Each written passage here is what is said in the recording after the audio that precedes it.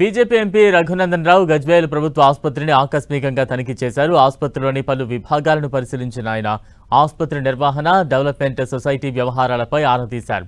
ప్రభుత్వ ఆసుపత్రిలో ప్రైవేట్ ఆసుపత్రులకు సంబంధించిన ఏజెంట్లు పనిచేస్తున్నారనే విషయం తమ దృష్టికి వచ్చిందన్న రఘునందన్, ప్రభుత్వ ఆసుపత్రికి వచ్చే రోగులను ప్రైవేట్ ఆసుపత్రులకు తరలించే ప్రయత్నాలు జరుగుతున్నాయనే ఆరోపణలపై అధికారులు తక్షణమే చర్యలు తీసుకోవాలని కోరారు.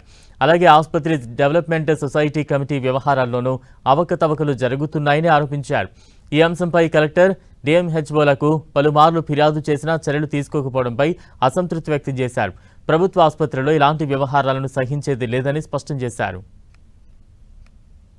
ఖచ్చితంగా ప్రజలకి మెరుగైన వైద్యం ఉచితంగా ప్రభుత్వ ఆసుపత్రుల నుంచి అందేందుకు 100% ఈ సందర్భంగా మెదక్ పార్లమెంట్ సభ్యునిగా ప్రయత్నం చేస్తాను. అయితే దురదృష్టం ఏంటంటే స్థానిక ఎమ్మెల్యే గారి అధ్యక్షతన నడవాల్సినటువంటి ఆసుపత్రి అభివృద్ధి కమిటీ మీటింగ్ రెగ్యులర్గా నడుస్తలేదనేది ఇక్కడ గజ్వేల్ ఆసుపత్రి రికార్డులు చూసినప్పుడు కనబడతా ఉంది. బహుశా మీ ఎమ్మెల్యే గారు కొంచెం బిజీగా ఉండడం వల్ల వారు ఆసుపత్రికి రాలేకపోతా ఉన్నట్టున్నారు. అట్లీస్ట్ 6 నెలలకో 3 నెలలకో ఒక కమిటీ మీటింగ్ పెట్టి ఆసుపత్రిలో ఏం జరుగుతుంది, ఏం జరగాలి అనే విషయం లోపల వారు గతంలో పెద్ద పెద్ద పదవులు నిర్వహించారు కాబట్టి వారికి చెప్పాల్సిన అవసరం లేదు.